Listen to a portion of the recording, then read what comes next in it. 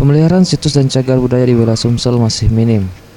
Hal ini dikarenakan faktor dana yang dirasa masih cukup kurang, serta kurangnya SDM untuk mengelola tempat tersebut.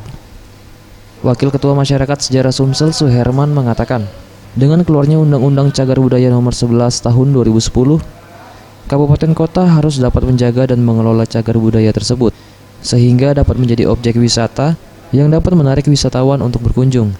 Dengan pengelolaan yang baik tentunya hal ini dapat terwujud. Namun yang paling penting adalah adanya anggaran yang disiapkan untuk perawatan cagar budaya tersebut.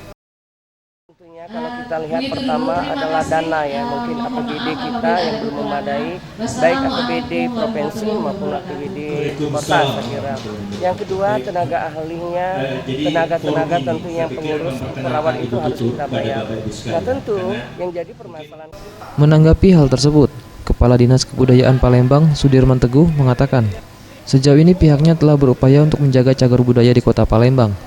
Kebanyakan yang ada berupa makam tua serta perkampungan yang paling banyak diminati oleh wisatawan. Untuk perawatan cagar budaya tersebut, setiap tahun dilakukan pengecekan dan pemantauan. Hal ini dilakukan guna menjaga kondisi cagar budaya tersebut.